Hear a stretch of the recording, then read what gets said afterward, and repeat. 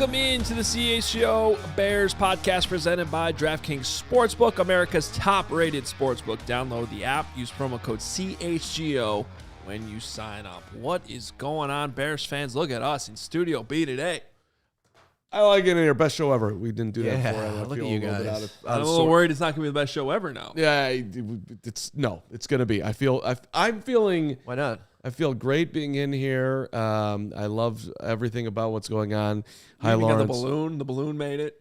Honestly, The balloon's in great shape, by the way, for 3 days later. I mean, I think we're doing good. Yeah, I walked in 5 minutes ago and I parked illegally, and my fingers are stormed going to in. be crossed that I don't get towed during the show. But if I do, it's worth it to honestly hear what for me, I'm just so happy to have a general manager that speaks normally. Yes. Okay, that's nice. I just want so if anybody with the Chicago Police Department is watching, listening, just radio in a favor. Carm's car, don't tow it. 1 hour of Come on. entertainment. We're here for you. You can just give Carm an hour here. Yeah, that's all we need. And It's very bright over here, guys. I don't know about this.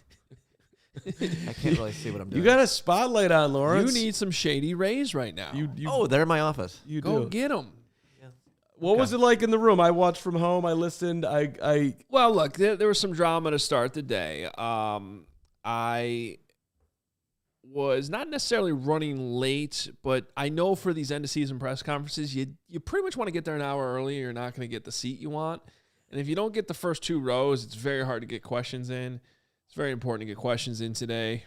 GM doesn't talk a lot. So I did text a Chris Emma early. Say, hey, man, can you do me a favor? Maybe save me a seat.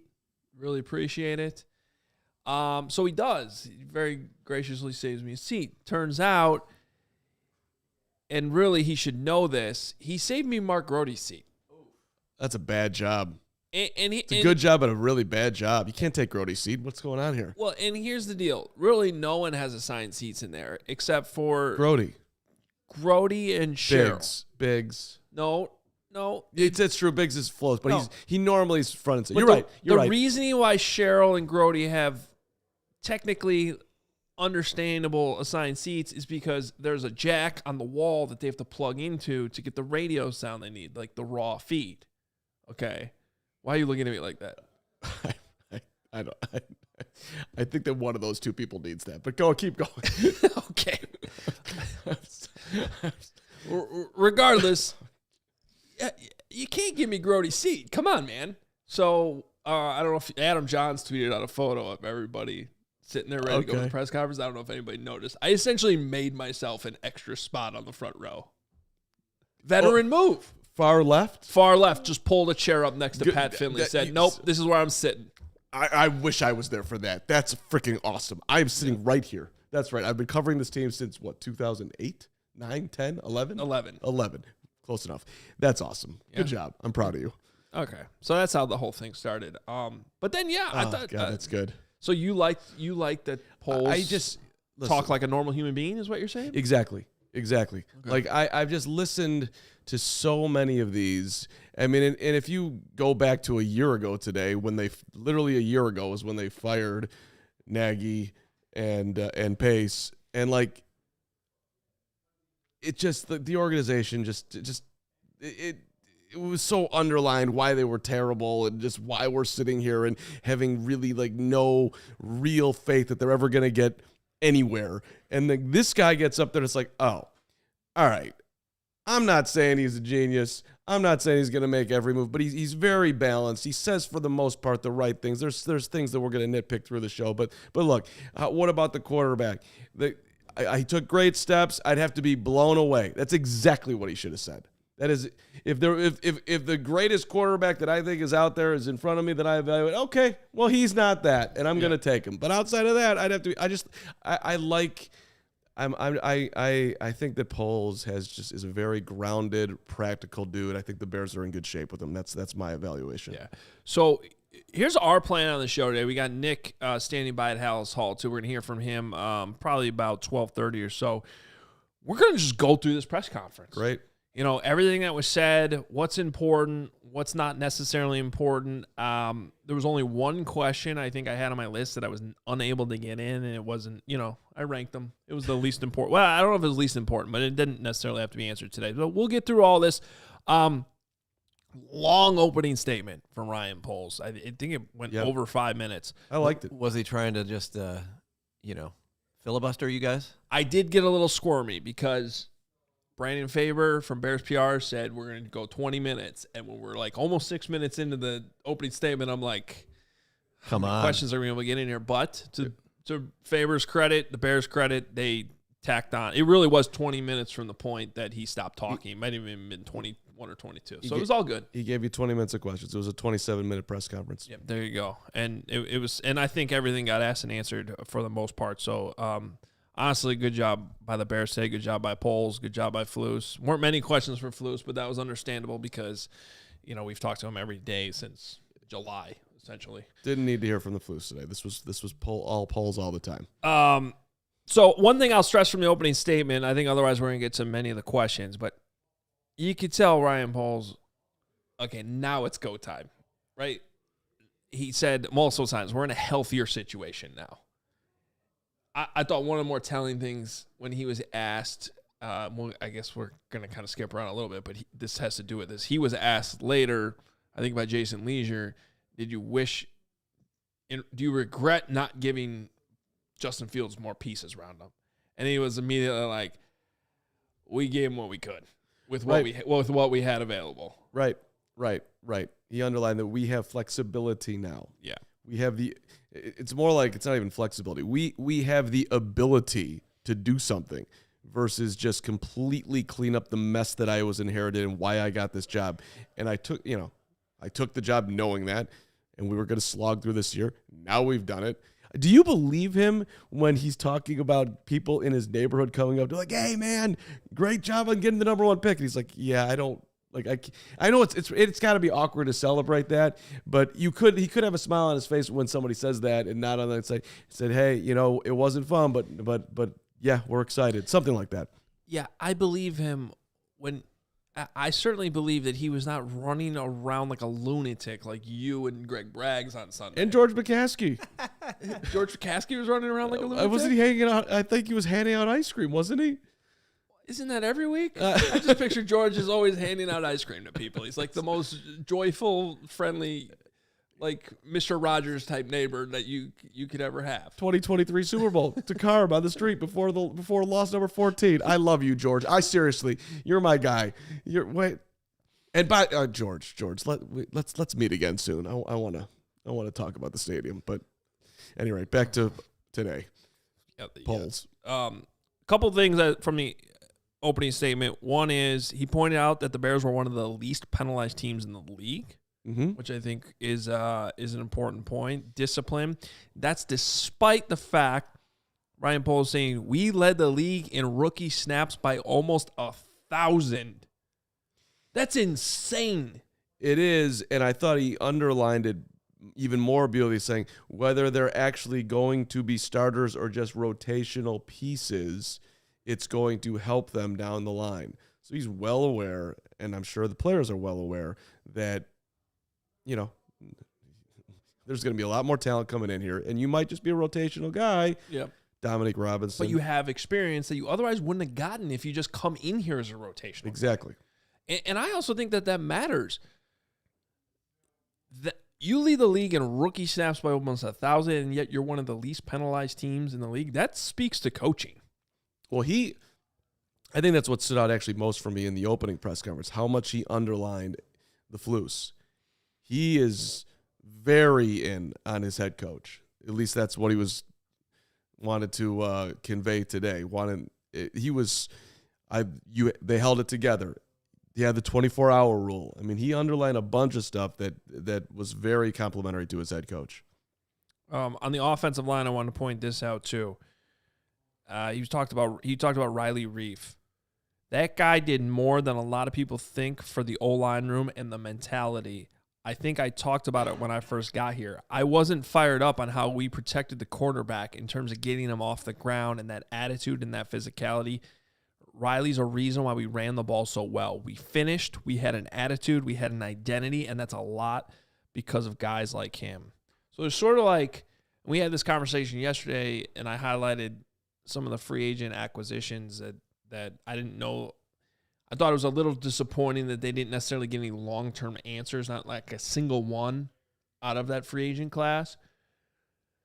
But I get what he's saying and willing to back polls up on the idea that the guys they brought in fit what they wanted to do, gave them a veteran presence to help establish this foundation and have that type of mentality and identity that, quite frankly, they lacked under the entire Matt Nagy era.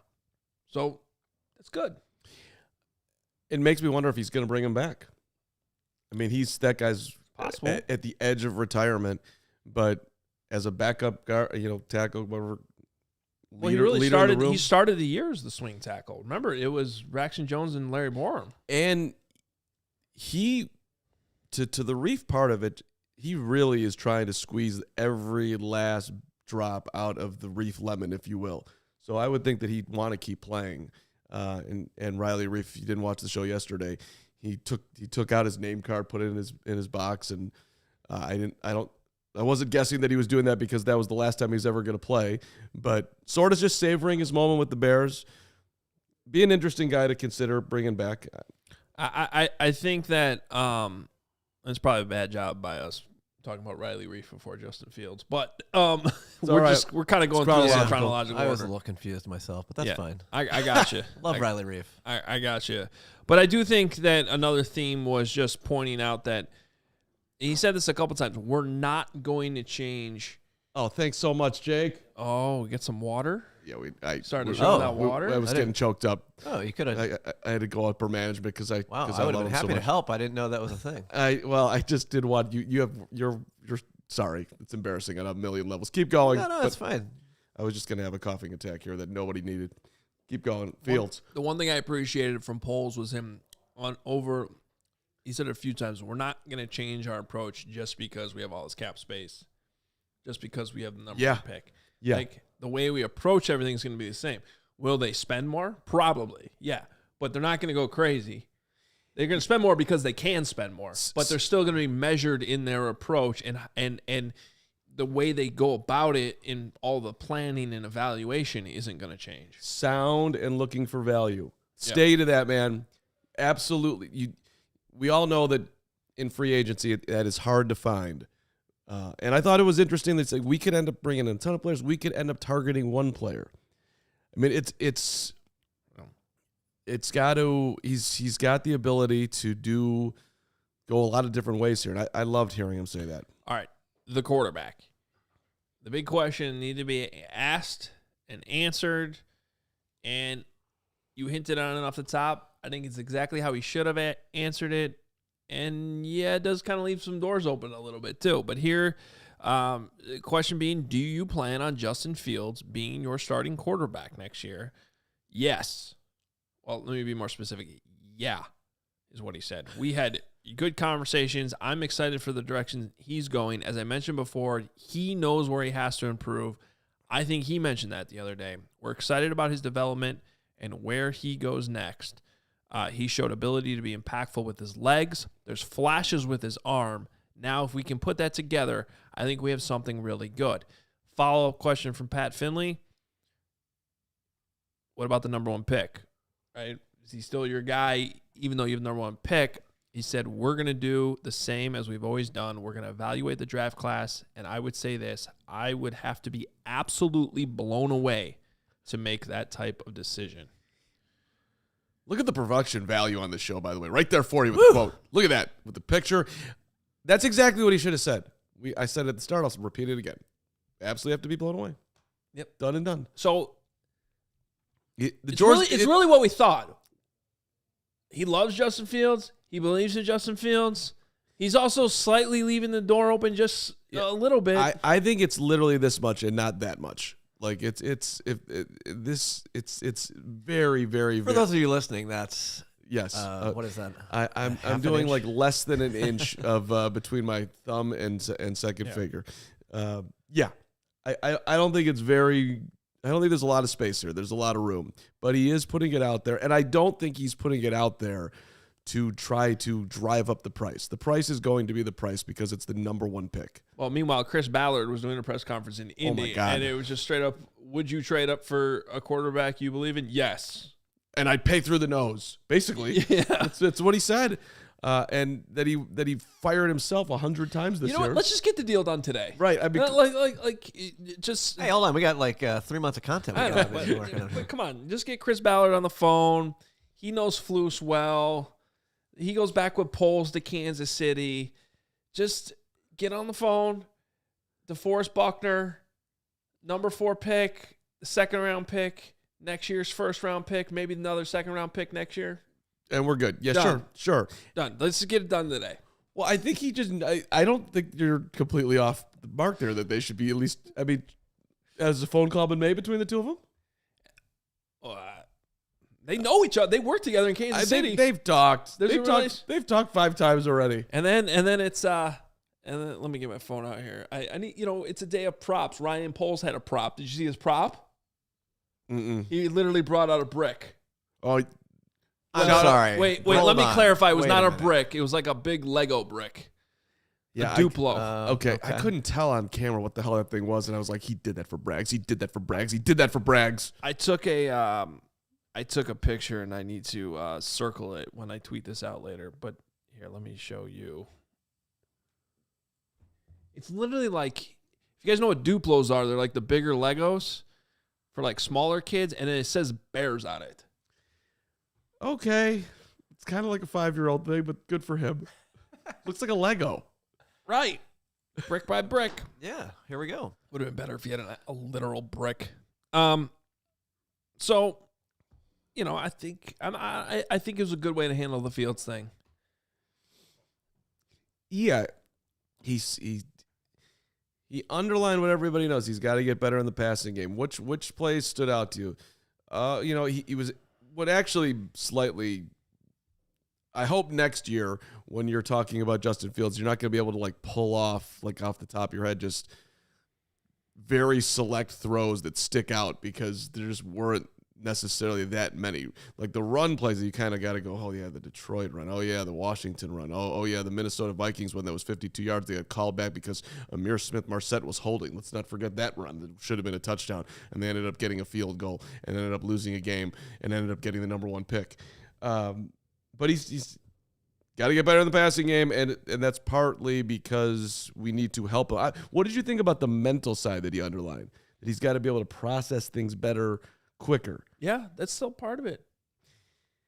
If you're Fields and you're listening to this press conference, how are you taking it?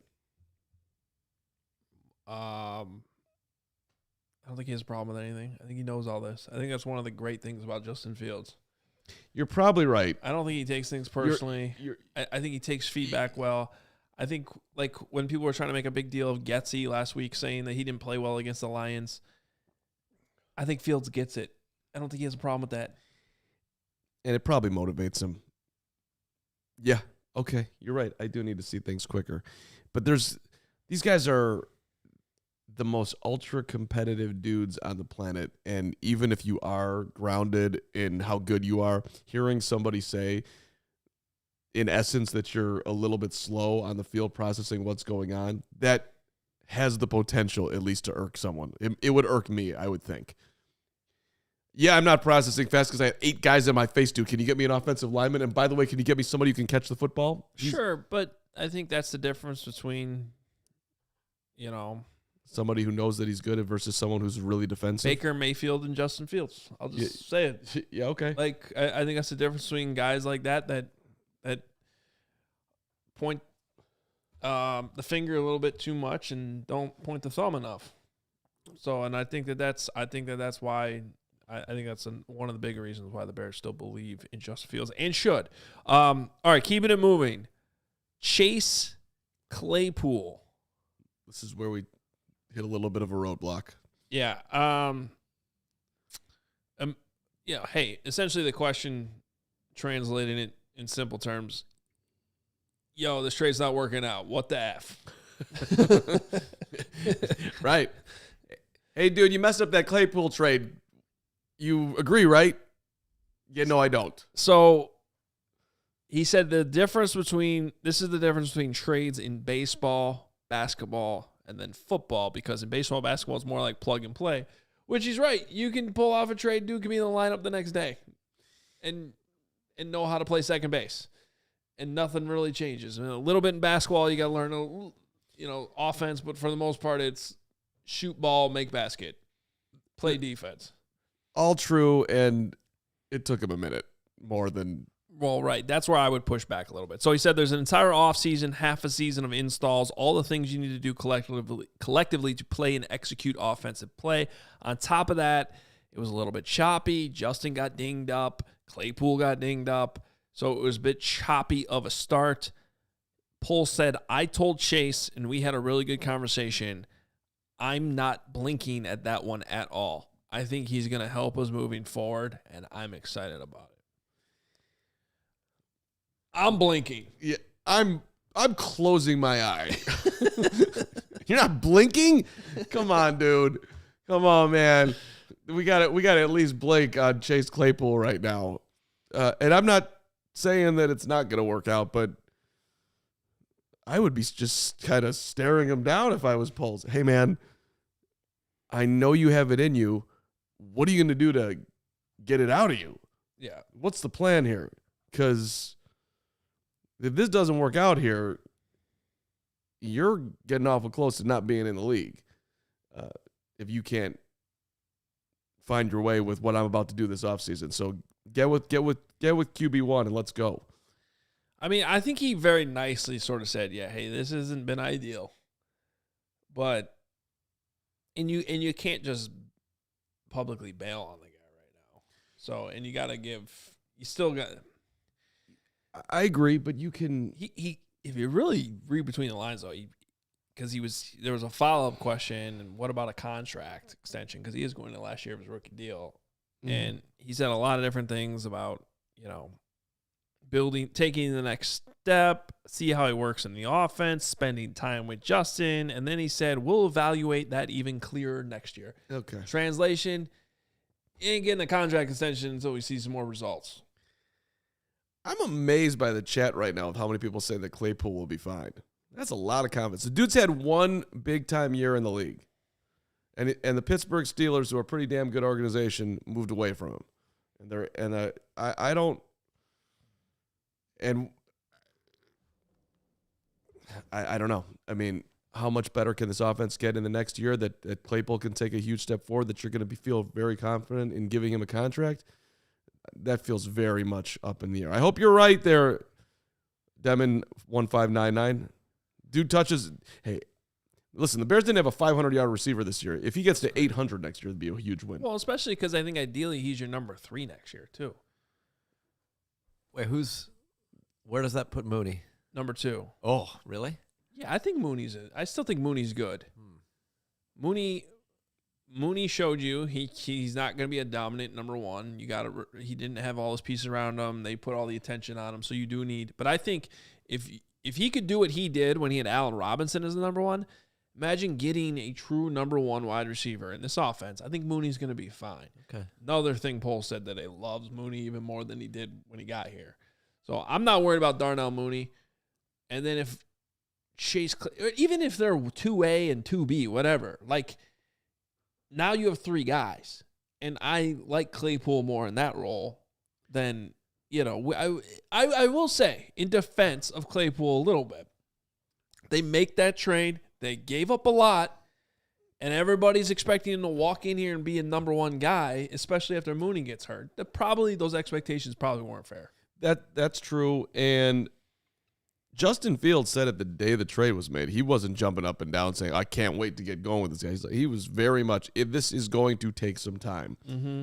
So maybe now pointing the thumb, I could just be a little bit more patient and consider everything that was going on as far as what the Bears had offensively and even how great Darnell Mooney looked. This was his worst year.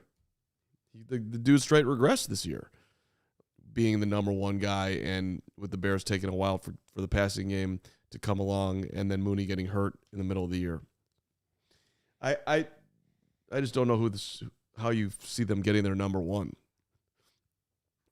Well, they're gonna have to figure it out. Trade, wide receiver, somebody, baby. draft.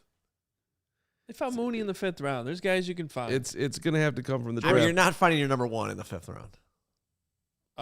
Not Probably not unless he comes with a lot of baggage. We don't need that. It's principle. But how many wide receivers do we have to see get traded before we realize the guys become available? Yeah, no, that's what I'm thinking. Yeah. So it's possible that it happens. Brandon Moss, I'm with you. That would be one guy. We talked about it yesterday. DeAndre Hopkins could be a... That's Brandon Halford. I don't know who Brandon Moss is. Brandon Halford. You said Brandon Moss? No? Did you not say that? The Bears are trading for Randy Moss? I don't know what you just said. No, there's a Brandon Moss in the chat. We got a Halford and a Moss. Okay. We're big with Brandon's. What's up, Brandon Halford? Good to see you again. By the way, thoughts and prayers to anybody who picked TCU last night. And what's up, Michigan? I'm sorry you didn't watch the semifinals. I'm annoyed. Anybody with eyes could see that coming from. I tried to add a little plus money, so I added the under because I thought it was going to be like a 38-13 style. Georgia covered the over by themselves. Yes. Yeah, that was a mistake on my part. Yeah. And then, you know, it was really cute. All the Ohio State fans that were like, we were right there. We were even with Georgia. We would have won. Like, Georgia played the worst game they played all season against you guys, and you still couldn't beat them. You were not right there with Georgia. And you lost to Michigan. Shut up. You were lucky to be able to get in. You weaseled your way in. Anyway, the reason I'm bringing this up is because, DraftKings was there for you last night, and now we turn our attention to the wild card round. DraftKings Sportsbook, an official sports betting partner of the NFL, to kick off the road to Super Bowl 57. How's it 57 already? I'm getting old. New customers. Can I just underline that in the history of time, there's only been 57 Super Bowls. Yes. That is less than a speck of morsel of sand, Lawrence. 57. Think about where we are. Like, this guy's the greatest in history. We've been doing this for like a nanosecond. Just deep thoughts from the car. Call me, text me. Okay. Hit me up on TikTok. Anyway, for those of you right now in this morsel of sand, new customers can bet just $5 and get $200 in free bets instantly with this wild card round, and plus all new and existing customers. Pay attention to this because it's for existing customers too. If you've already signed up with us using that code CHGO, you can get a no sweat bet each day of the wild card round this weekend. Just place any NFL bet of your choice, and if it loses, you'll get a free bet back up to $10. The action's so good. Why bet the NFL playoffs anywhere else? Download the DraftKings Sportsbook app. Use code CHGO. New customers can bet $5 on the NFL and get $200 in free bets instantly. Only at DraftKings Sportsbook with code CHGO. Minimum age and eligibility restrictions apply. See show notes for details. And I'm going to take this opportunity right now to our DraftKings pick of the week. Bills. Oh, yeah? What? Bills. Just Bills. Bills. Bills. Just the Bills. Okay. The Dolphins. Yeah, we don't even know who their quarterback is. Who their quarterback? I think this might actually get bet up. I think it opened at like 10 or something. Might get bet up to 13. Who's their quarterback? DeMar Hamlin's back in Buffalo. Yeah. Got to think there's a chance he's at the game on Sunday. Still 10.5 right now. Dude, 10.5. Are we watching it? The Bills are going to be, I love it. Just Bills. There's your DraftKings pick of the week. Like it. Vikings are a 3-point favorite, in case people are wondering, over the Giants at home. Bengals are a 6.5-point favorite over the Ravens. Pick 'em, Chargers, Jaguars. All right, Saturday night. That's going to be a fun game. Yeah. We're going to talk, by the way, we're going to talk a lot about the playoffs tomorrow with Carmi V in studio. Yeah. And get some NFC North talk in there as well. Want to tell us about Athletic Greens? I do. Believe me, I do. Yes, it's true that I did lose last night on the tennis court to Oh no. 1-3 in the new season. It's a rough start. They moved me up a level. I'm pedestaling these guys. I got to get over it. This guy was second in the league. I acted like he was going to be. All due respect to your tennis, we have breaking news. We do. We have breaking news. Yeah, it's on. Hold on one second here. Give me a second. From our guy, Saint Omni. Saint Omni is reporting it, and Saint Omni. our guy the Duke in the chat threw us a super chat and told us this as well. Yep. Oh my gosh, Roquan got paid. Roquan Smith from Rap Sheet I'm gonna start to cry. and Saint Omni. I love Saint Omni. Our guy, Saint Omni. Way to go, The Saint Ravens Omni. agree in principle with all-pro linebacker Roquan Smith, now the highest paid at his position in NFL history, with a 5-year, $100 million deal, $45 million fully guaranteed, $60 in total guarantees. Huge. The first off-ball linebacker to get $20 million per year. Roquan represented himself. Let's just throw that out there because we said it. I said it. You idiot representing yourself. Got himself out of Chicago. He wanted to stay here, but ended up in a pretty good situation, great organization, and now he got paid exactly what he thought he should get paid. Yep. 45 guaranteed, 60 in total. Thanks to the Duke for the super chat. Appreciate you very much for. What do we got here? alerting me to $9.99. this. Yeah. Wow, Ravens paid Roquan. Rap Sheet reporting. Yeah, thanks for the heads up there. Why don't you do Athletic Greens? Yeah. We'll Okay. discuss this a little bit. We got Nick standing by too, so we got to get to him. But we definitely got to talk about this Roquan. Yeah, back to Athletic Greens. I started taking them because I wanted to win my tennis matches. But listen, bottom line, I didn't have time. I still don't have time. And I wanted to have better gut health. That is important. I wanted more energy, which was super important to me. And I wanted to optimize my immune system because I want to live forever. And I'm not a big pill guy either. It's just not the way that I really want to live my life. So after looking at Nicholas Moriano and realizing how incredibly talented and dynamic he was on the ping pong table, I said to myself, AG1, you and me, we have a date. And it's just very simple to consume. It's delicious. And yes, this is what you should do. You should make it easy on yourself. Athletic Greens is going to give you a free 1-year supply, 1 year of immune-saving, supporting vitamin D and 5 free travel packs with your first purchase. All you have to do is visit athleticgreens.com, put in the CHGO, athleticgreens.com, put in the show code CHGO. Next thing you know, you're taking ownership over your health and you're picking up the ultimate daily nutritional insurance. Little scoop, little drink. And next thing you know, you're Roquan Smith getting paid $8 zillion to be a Baltimore Raven. What's up, Nick? All right. I don't know if the connection's there, but maybe. Nick uses Athletic Greens, apparently in line for also a $100 million extension. What's your reaction? We'll get to some of the press conference stuff here, but what's your initial reaction here, Nick Moriano, to the Roquan Smith news? Well, good for Roquan, right? What you were kind of saying too, Mark. Like, he represented himself, goes to Baltimore, does some pretty good stuff on the field, and gets absolutely paid. Like, that's exactly what he wanted. And just looking at the contract details just initially, I mean, the Bears weren't going to do that, you guys. And that's ultimately why Roquan left, and he's playing with the Baltimore Ravens, and now, getting the deal that he finally got. So good for Roquan. And again, that just wasn't in the cards for the Chicago Bears. So here's where I am on this. And like, I get it. I get that they didn't value him at the same amount. So now the question is, okay, Ryan Poles, what are you going to do with this money now? So you don't believe in allocating this much money to an off-the-ball linebacker? Fine, but where's that money going to go? This almost feels like Manny Machado to me. Okay, you weren't willing to step up to the plate and go all the way in to get him. Where's that money going to go 5 years later?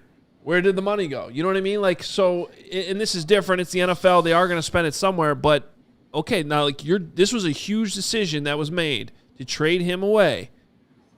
What are you doing with that second-round pick? How are you going to make up for that? Because, Nick, we heard from Justin Jones in the locker room the other day. He was very open and honest of how much that changed the dynamic of the defense when you lost Roquan Smith. Yeah, no doubt about it, you guys. I mean, he did have a presence in this locker room, one of the last actual leaders, and, someone that his play kind of stood for itself, right? And, Justin Jones did have those strong comments yesterday about what it meant when he did leave. The defense wasn't the same. They weren't winning games after he left. So he did mean something to that locker room, but obviously I think the the discussion here, the off-ball linebacker, right? In regards to what the Bears need up front on both sides, the defensive line and the offensive line, maybe just bigger priorities. And we do know that Matt Eberflus does value that position. And that's why there was a realm of possibility. Like, yeah, you don't want to lose Roquan Smith because of how much it works for Matt Eberflus's 4-3 defense. But still, to me, like what you saw Jack Sanborn, byproduct too of not having a Roquan Smith out there. They didn't play exactly the same positions, but it still gave some guys some opportunities. But they do need to fill it because it doesn't look like Nicholas Morrow. He didn't do enough for me, and I think you guys would agree for him to just be penciled in, the will linebacker, even though he's only on a 1-year deal. I like good. My take on Roquan remains the same. I like good players. You have to pay good players in their prime. Roquan's 25 years old. He's going to be 26 in April. Honestly, I don't care what position he plays. He is one of the elite defenders in the NFL. The Ravens are not complete morons. This is a big swing in my polls, and he's going down the path of how players are universally, for the most part, I guess, valued throughout the NFL. But I do think there's just different scenarios where this is an impact guy playing the linebacker, off-the-ball linebacker position that was in your home, who had a lot of respect in that locker room, and you decided to punt on it. It just doesn't feel great to me. But that's fine. Yeah, I don't think it's necessarily make or break on this whole thing. We'll circle back to more on this Roquan Smith stuff. It is important, and it is something we're going to continue to talk about, obviously, throughout the offseason, just how the Bears' defense looks without him going forward. But, Nick, we're kind of going through the press conference, and what was your reaction? Actually, here, let's go to the next thing we were going to talk about. And I thought it was interesting what he had to say about Braxton Jones. Braxton Jones had a good year, not a great year, has a lot of room to grow. I think Corey Wooten's been on top of this, the way you talked about him, adding strength. But I liked what Poles had to say because I know we bring it up sometimes, but I don't know we talk about it enough. But the way these rookies get thrown into the fire. So just think about Georgia last night. Okay. Jalen Carter. Just for an example, I'm throwing out any player. Any player whose season ended last night, ended last week, ended whenever. But especially these guys that played deep in the postseason, which, by the way, Southern Utah didn't necessarily do. They were 1-10. But the point is, you get to January, All-Star games. Even if you don't go to the All-Star games, you are now in full training mode for the combine, which is not really football training. It's athletic testing score training. It's track training. It's stuff that really doesn't necessarily translate to after you get drafted. Now go play football in minicamp, rookie minicamp. So they get thrown through all this combine, pro days, draft. Literally the next week they're in an NFL facility at a minicamp. Off-season program, OTAs, veteran minicamp. You do get 6 weeks off then, which might not actually be a good thing for some of these guys, depending on what they do with those 6 weeks. And now you get thrown in an NFL training camp. And, oh, by the way, Braxton Jones played every single snap. He was the only player on offense to do that the entire year. Polls called that a success for him, and I think it is too. I would call it an enormous success. You're telling me the 5th-round draft pick on a 1-win football team that nobody outside the state of Utah is even aware exists came in here and started at one of the premium positions in the NFL, and yeah, it wasn't perfect, but I think we can say fairly that he held his own.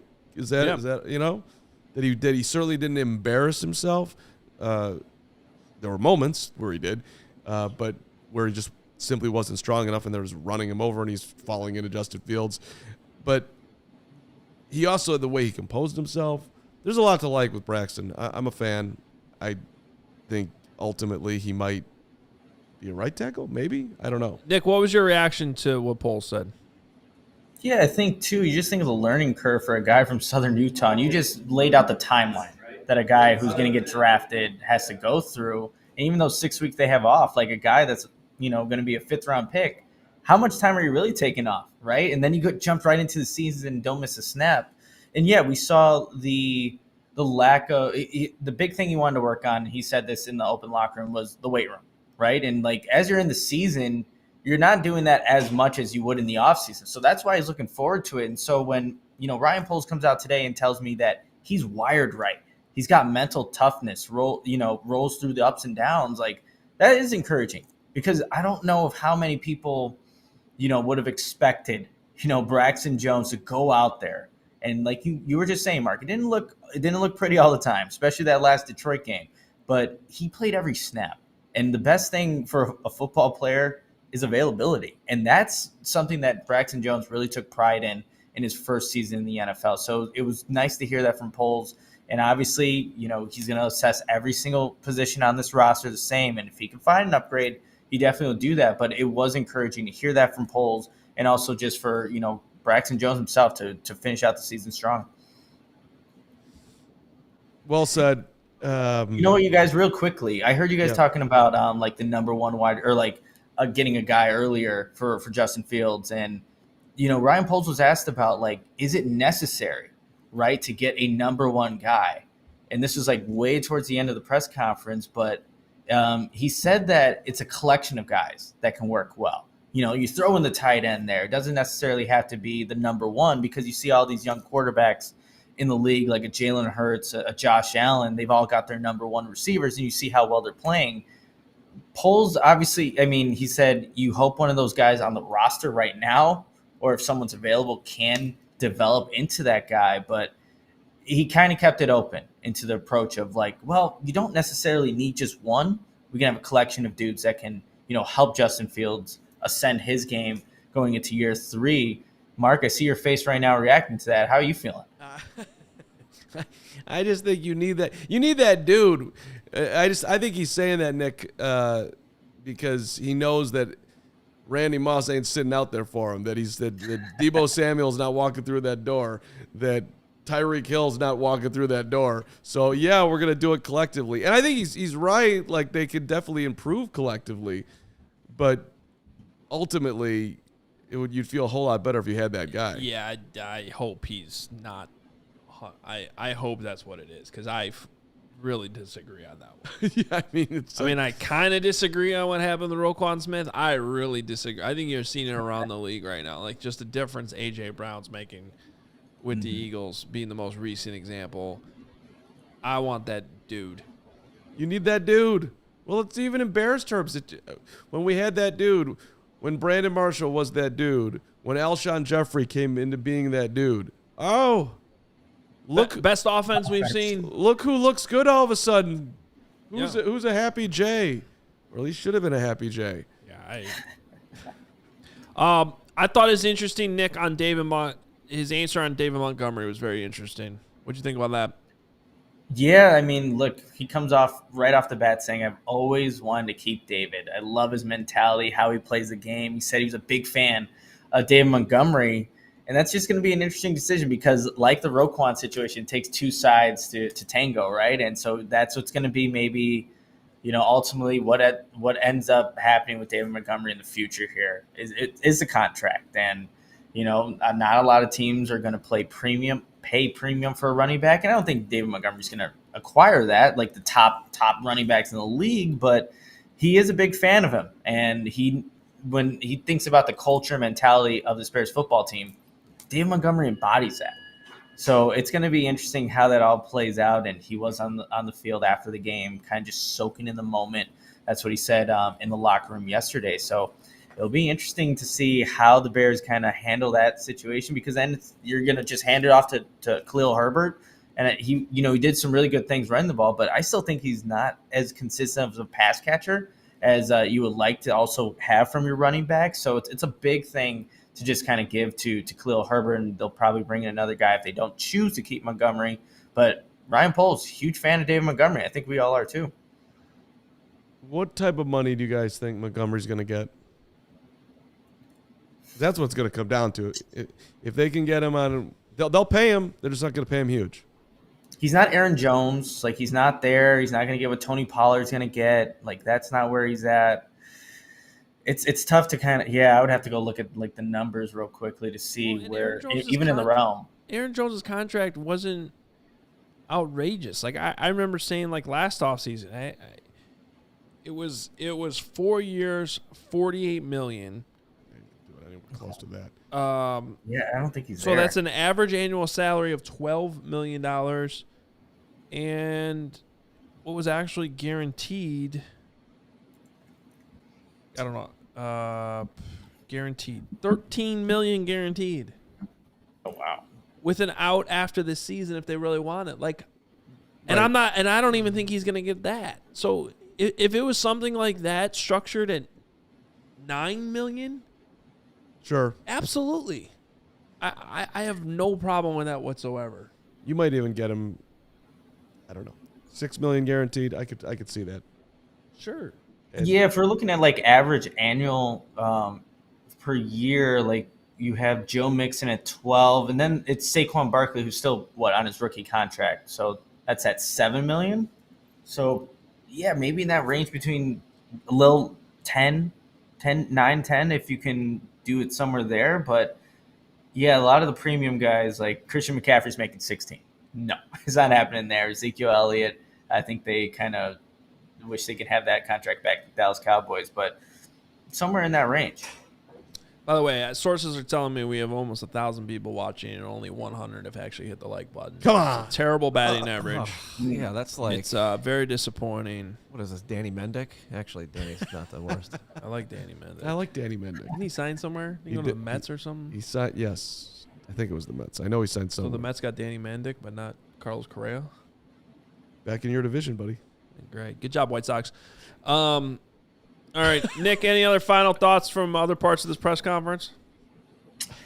As I'm kind of scrolling through the transcripts here, you guys hit on a lot of the big takeaways in early part of the show, so good job with that. Mark, I did text you. I heard you said like someone texted you and you never responded, so maybe check your phone. I wrote you Oh, there you back. I said, hi, Nick. Oh, you did? Oh, Yes. sweet. Okay, I'll see you guys later then, though, for the festivities. Thank you, Nicholas Yeah. Moriano. The man. The festivities. Are we Adios. talking about the festivities? I don't think so. Okay. We're not talking about that. It's a Someday we'll talk about the festivities. huge celebration of the number one overall pick. We're having a CHGO private party. It's going to be amazing. We're all fired up, baby. One question I asked Ryan Pauls. Before you say that, just before I forget, Torian, I see you in the chat today. I literally was thinking about you today, how I haven't seen you. So it's good to see you pop up, Torian. I was thinking about Torian. Okay. And there he is.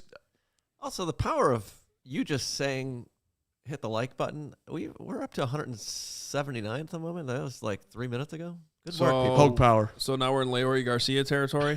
Come on, step it up.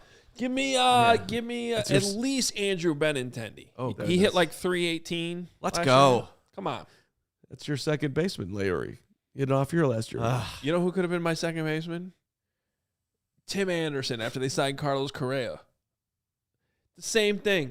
When are these Chicago? Here's what I hope about Ryan Pauls. No, this has to do with the Bears. Okay. Because it has to do with letting Roquan Smith leave.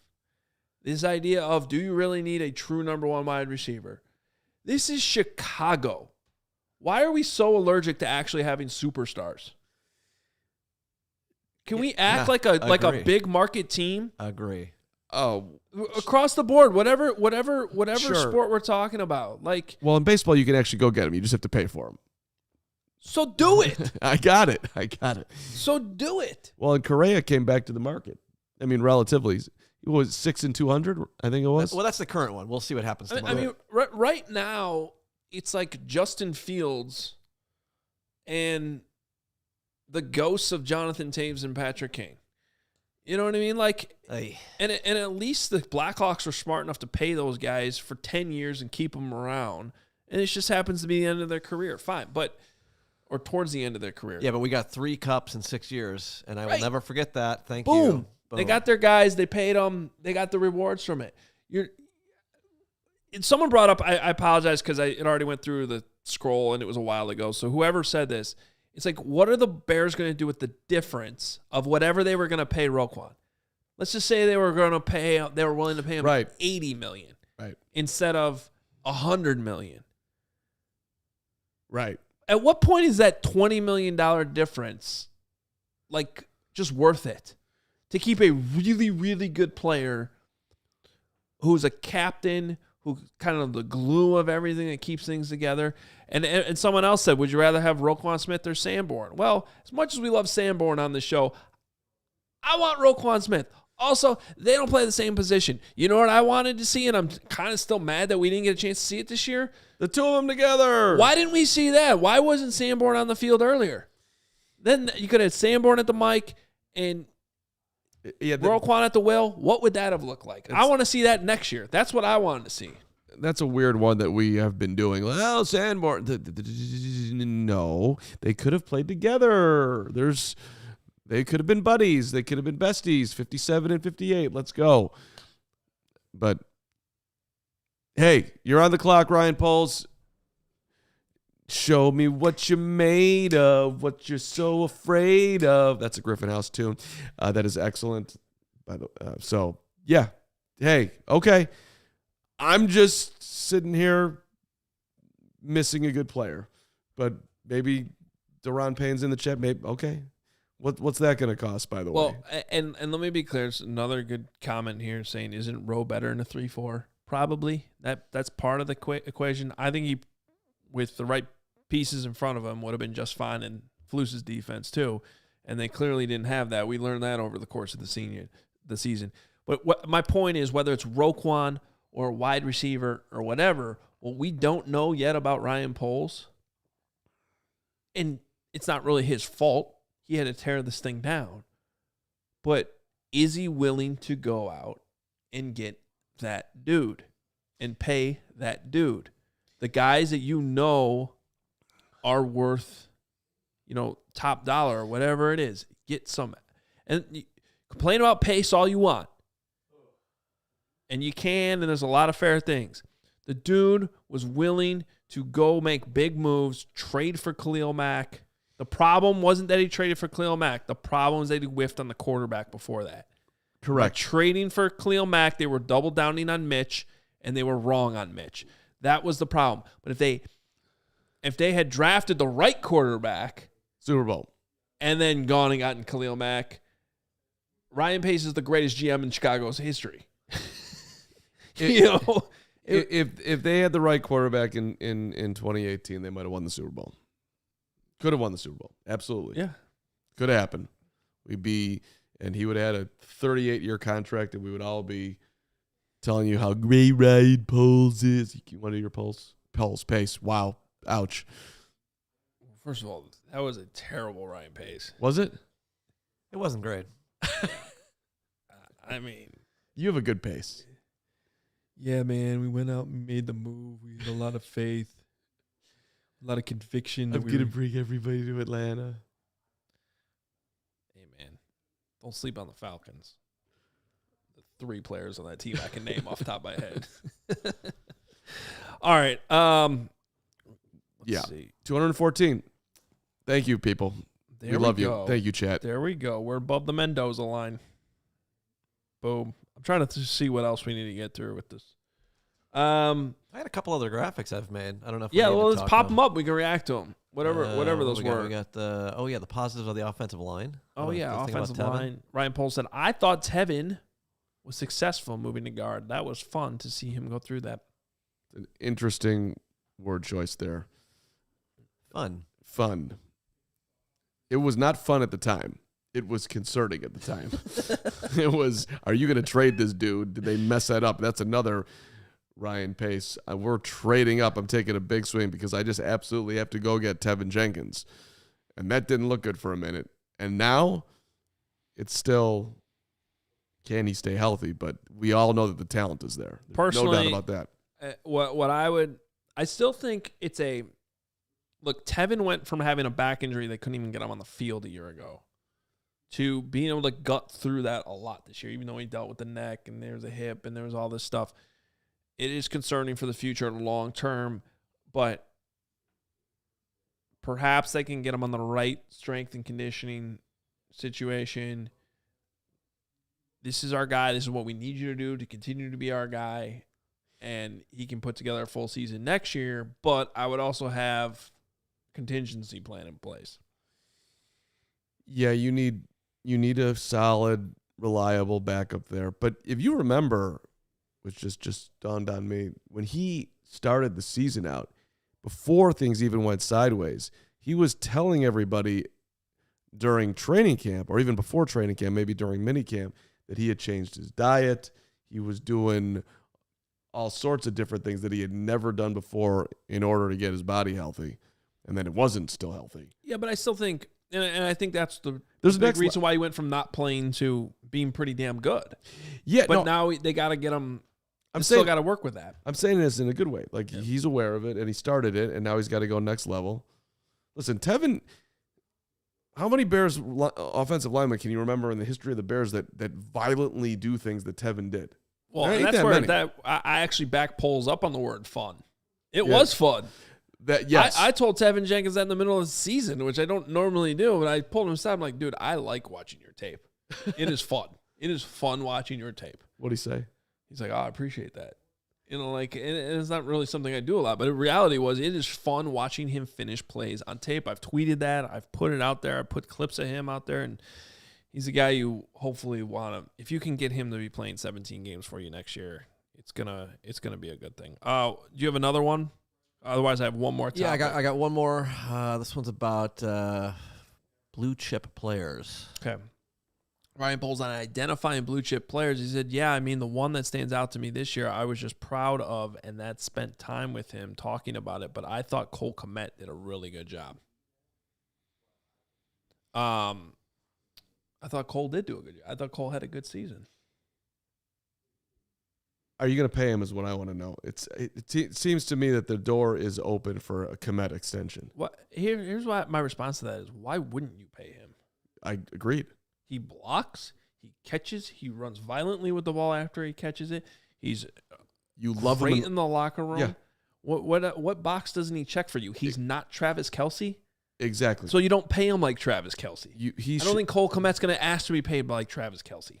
He should absolutely be part of their offseason plans. Let's lock in Kmet. 85. Let's go.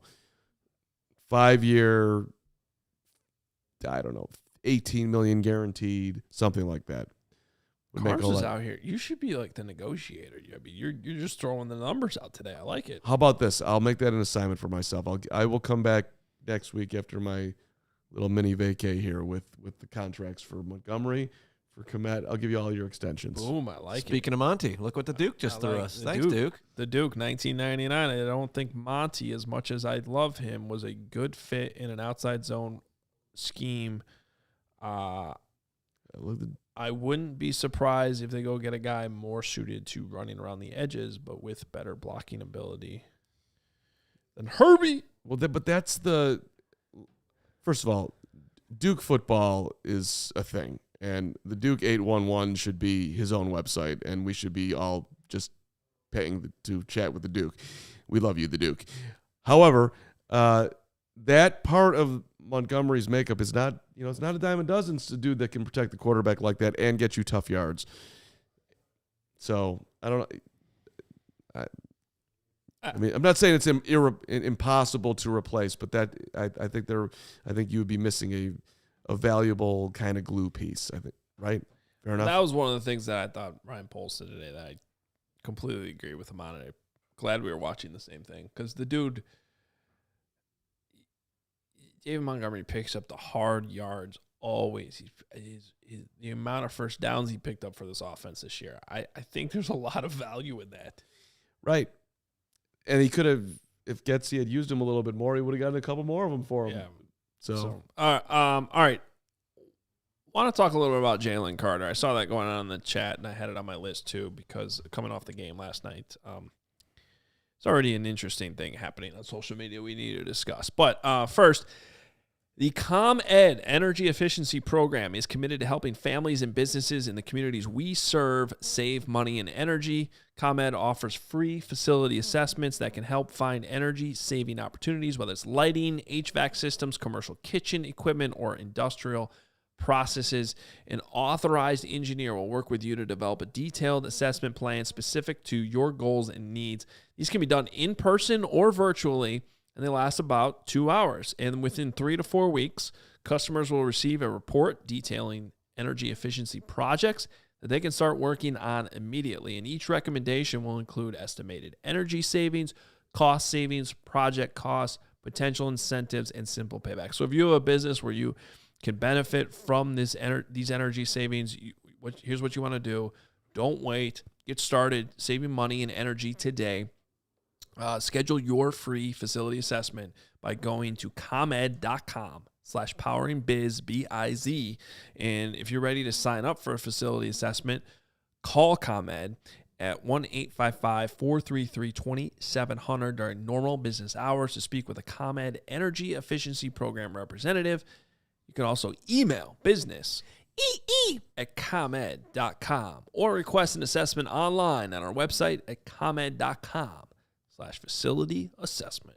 One of our most popular people that you love to hear about, of course, is Shady Rays, who never understood why sunglasses were so expensive.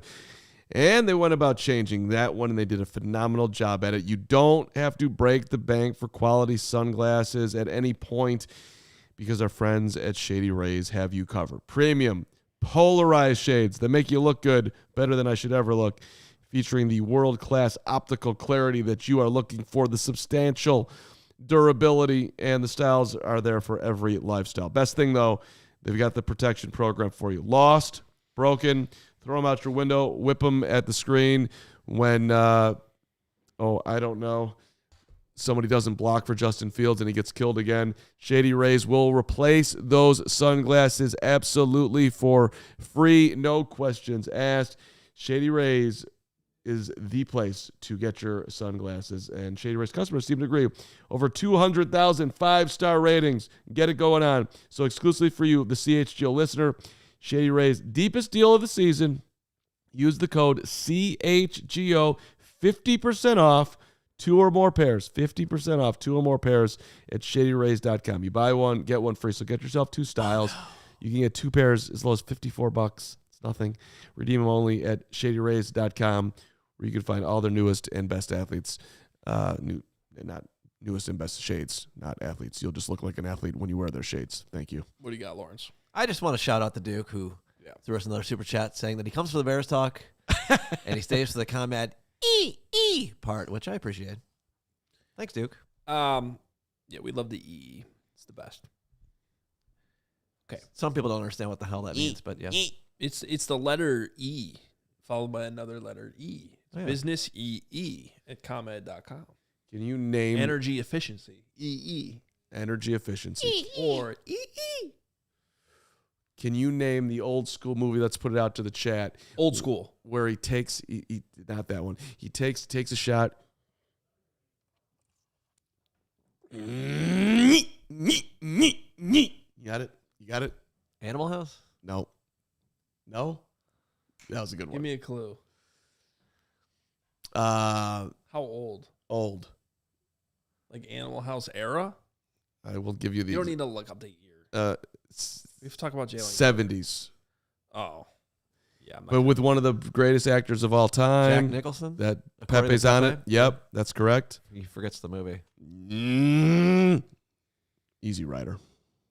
It's a great one. There we Easy go. Rider? Okay. Never heard of it. That's so unbelievably generous. 1969.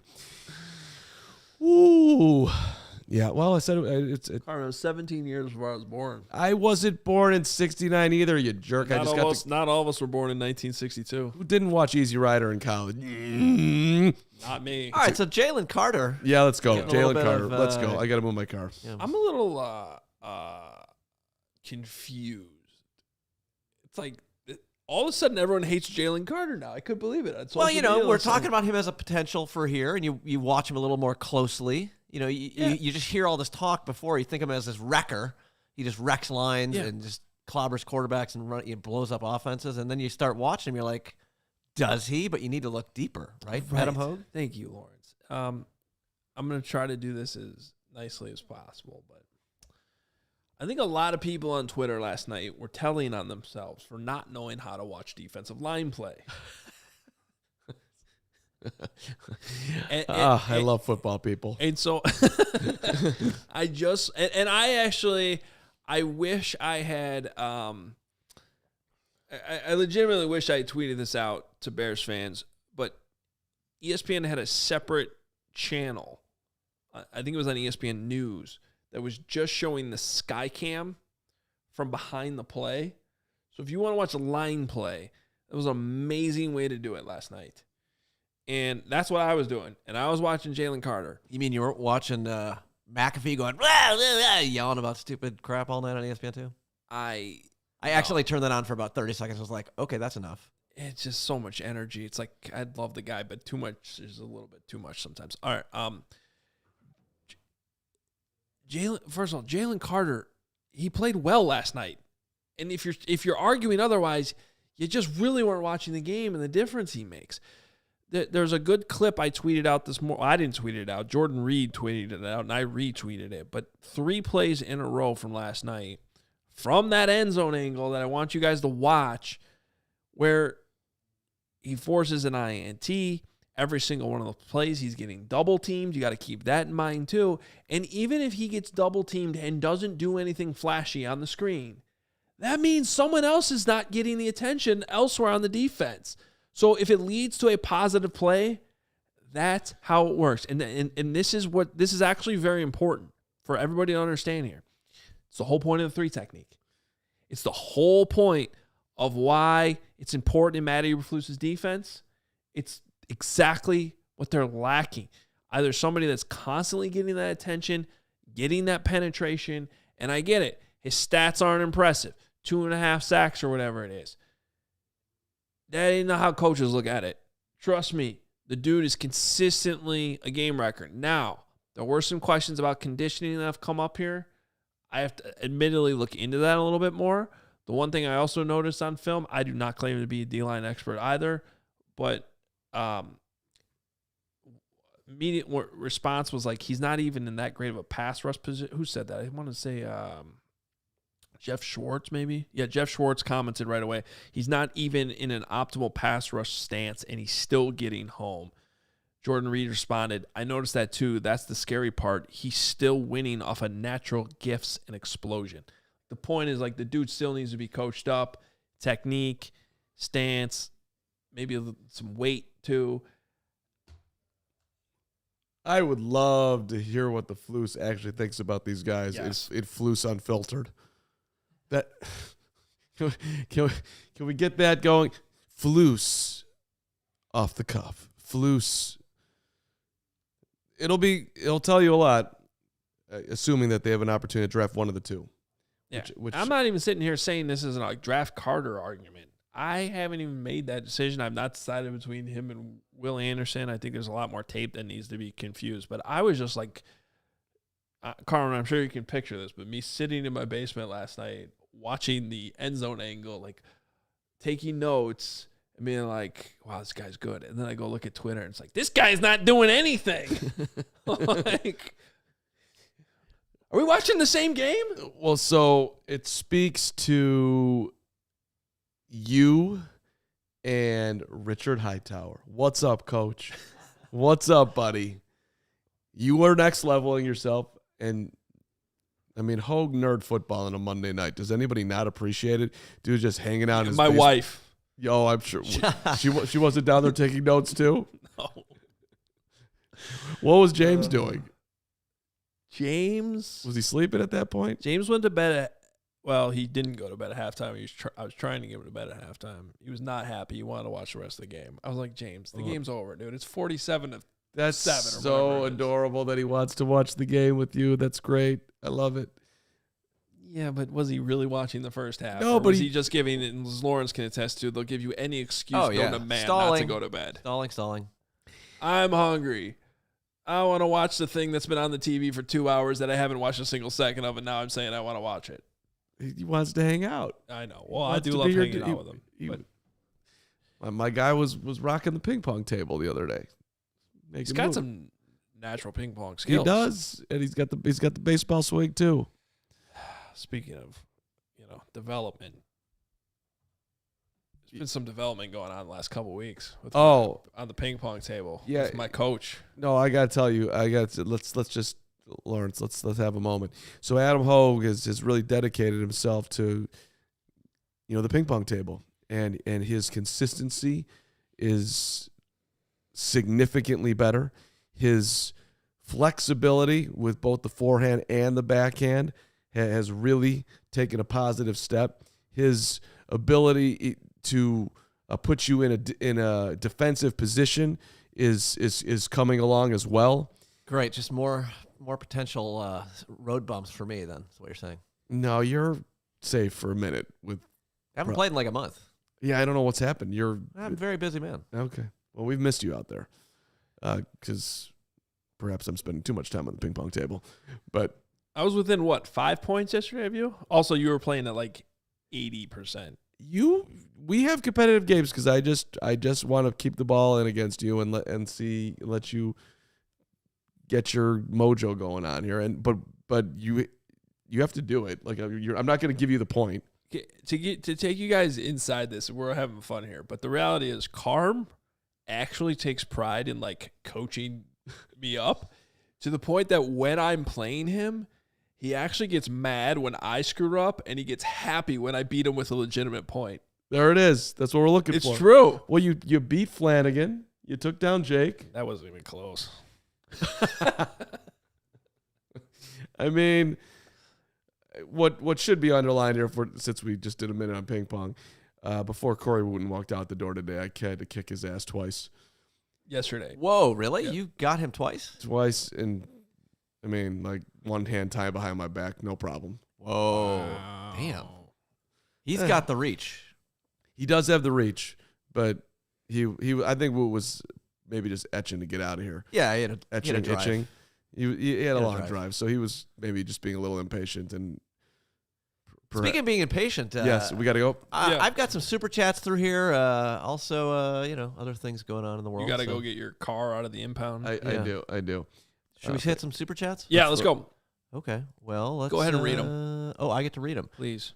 First, Crystal Simone, this is from earlier. She said, go smack the like button. I'm fired up about this offseason. I have faith in polls. Yes. Carm, let's work on keeping the stadium in Chicago. Yeah, Crystal hit me up on Twitter, and listen, I texted the mayor's office today. I haven't read it yet, but apparently there was a Chicago Tribune editorial today just destroying that video that came out. Blair Kamen? Love Blair Kamen. No, I don't think it was him. Is he All right, gone? Her, I mean. Or him. Him. I think, yeah, he was a him. But it was a... Don't destroy that video. Let's lean into what's possible, Chicago. Even my wife, I showed it to her yesterday. She's like, they can't connect the train lines like that. That's not even possible. Yeah, that was the one thing I saw. Yeah, I saw that like indoor stuff where it's like the CTA. I'm like, what are you talking about? There's nowhere near there. Yeah. What? But then you like look at cities like Paris, who I just did, and they have like 5 of those stations, but in one city. Let's just remind everybody, because apparently nobody lives south in the city. The metro comes right there. I walked over to the stadium the other day. I get it. That's a train stop. But the CTA doesn't. So we need to fix that. And whatever the Shy Line is, which they didn't even explain. That's all for the future. The Shy Line. Well, I'm all about the future. Yeah, and Love the future. First of all, I find it hilarious that Union Station doesn't even connect to the CTA. It's going to now. We're gonna have a ped mall that goes all the way to Union. Ridiculous. We're gonna look at any city, like New York City, yeah. Penn Station. How many different train lines? Like every big city has like a train station where at least the things all connect. And Chicago is just like, yeah, okay. And let me tell you one other thing. If we're just talking about that, you know what? You know where there is a train that goes right by a stadium, but for whatever reason, I know where you're going with this. 100% agree. I don't understand. The train goes literally right by the United Center. Yeah. You telling me we can't have a United Center stop? Makes no sense. It's no, that is actually in the works though. There's a Damon stop that's being built right now. Okay. So Damon and Lake. It crosses over that Madison. pink, yeah. The That pink is- line. Yeah. There. Put a Madison stop on the pink line right there. Come on. Yeah, when Agree, we that lived is in the dumb. Tri-Taylor neighborhood, and I would walk to the pink line to get downtown, And every day I'd go, oh, there's the United Center. I can reach out the window and basically touch it, but there's no station here. That is come on, man. Ultimately dumb. It's idiotic. Yeah. Like, hello.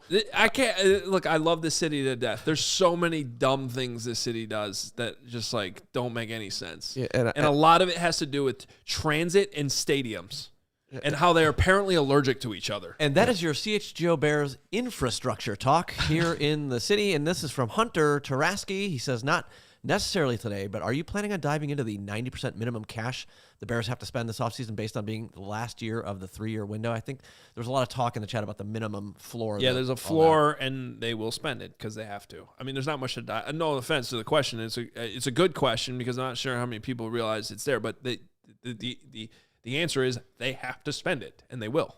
Taraski needs his own podcast with that question. Love it, Taraski. Crystal then just chimed in and says, Carm, check your IG. I'm with you 100%.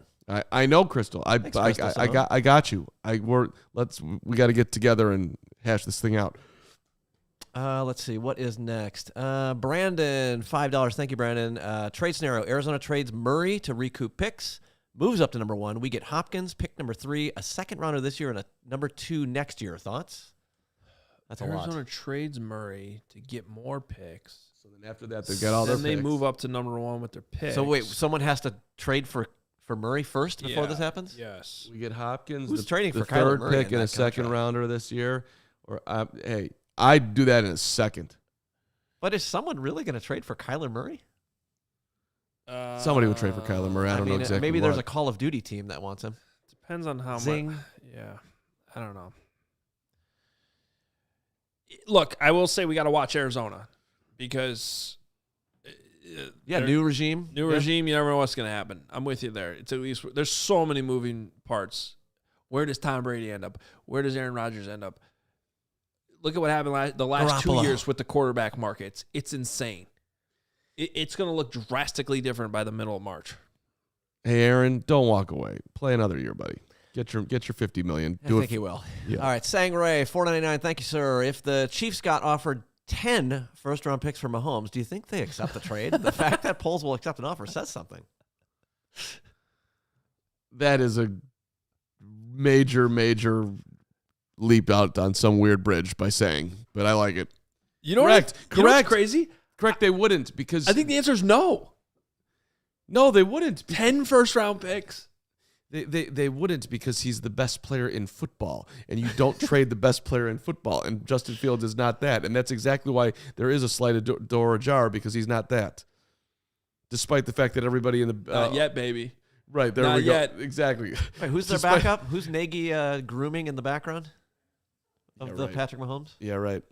He's gonna bring Mitch back over to KC and have him step in after they make that deal and really unlock him. Oh, my God. I love that. Listen, they never gave me the horses to actually make him work in Chicago, but we can do it here Did in Mitch Kansas sign City. a 1-year deal or a 2-year deal? I don't remember. Who cares? He's gone. Dupes, $2. Super chatting to try to manifest Ayuk to Chicago. Okay. You don't like him? I don't know. Brandon Ayuk is in the category to me of A little inconsistent, but I take him. good, not great. Yeah. I like it, though. Look, I like anything that gives Justin Fields more weapons. So, All right, T51, $5. Thank you, sir, or ma'am. Postman from Florida. Oh, Postman. Okay. Love the podcast. Can we get Lovie Smith to announce the Chicago Bears first round draft pick? that would be hilarious. Please. Well, with the first overall pick,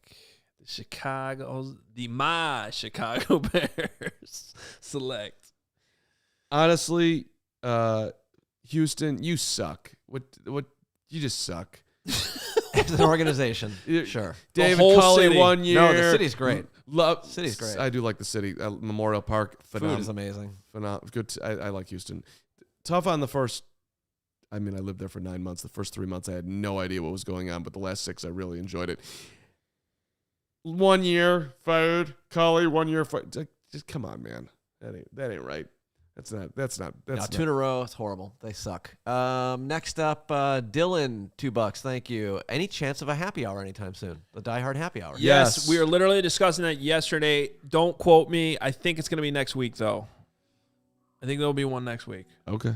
Although conversation may have continued after I left yesterday, so I'm not. We'll get back to you on that one. But yes, more happy hours in the works. Not only with the Bears, by the way, other teams too. We're gonna get those rolling here. So I promise. Make sure you go check out the Die Hard level up your fandom. Get access to our happy hours, the Discord lounge, the 20% off merch all the time, 20% off our events. By the way, thank you to everybody who came out with our to the tailgates this year. Yeah. Look, 100. We're still a new company. We were going through some things, trying out new things. I think they were a tremendous success overall. A lot of people put a lot of work into those. The schedule really did not cooperate with the Bears having 4 home games after December 1st, which was weird. So we're regardless of what they look like next year, they're going to be bigger. They're going to be better. Thank you to everybody that came out this year. I think everybody who did come out had fun. That was the feedback in the moment. Yeah, and just my own personal thing, I would love to start doing our pregame shows from the tailgates. So we'll see what we can pull off in the future. It'll be a lot of fun. Andre says, get Lovey a statue. He's on set back there right behind you. Oh, look at Lovey. Keep him on the, there you go. He's on the still base. pliable. Well, yeah. The Gumby Lovey. Yeah, careful. I don't know how well he's on that puck, but that's where he's going to live. God, I got to show Lovey a little bit more respect than that, considering what he did for the Bears organization. All right, we're out of here. Back tomorrow. Carm's out. Just like that. Season's what? Up. Dude parachuted in week 1. Wow. Second season's over. Out. Listen, I have to go to Florida. I need tennis camp. It's been a long season. You going to Florida for tennis camp? I'm going to Florida for tennis camp. I will have daily live reports. Talked to the instructor yesterday. 5 hours a day we're going Hoge. And aren't you still going to be on Thursday's show? Or no? I think I'm probably going to be on Thursday's show too. We'll discuss. Well, you're out tomorrow. Carmen V is going to be in-house. Let's go. We'll talk some playoffs. We'll talk some NFC North. We'll talk about the Bears. Talk about Roquan. A lot of things. Appreciate everybody tuning in today. What? That is rude, Kevin Koenig. What do you say? Bolletary is dead. Literally one of the tennis heroes of all time. Yeah. Just had to underline the dude passed away. I love Nick Bolletary. Was that the guy you tried to lead the show with? Yes. Death one day? Yes. Okay. Yes. Save that for the CHGO tennis podcast. All right. That's coming next year, buddy. Okay. Can't wait. We're out of here. Make sure you go check out all our coverage, allchgo.com. Nick's over there pumping out content. If you're a diehard, I will have a long, good newsletter for you tomorrow reacting to the press conference as well. Check it out. Sign up for the newsletter, and we'll see you tomorrow at noon.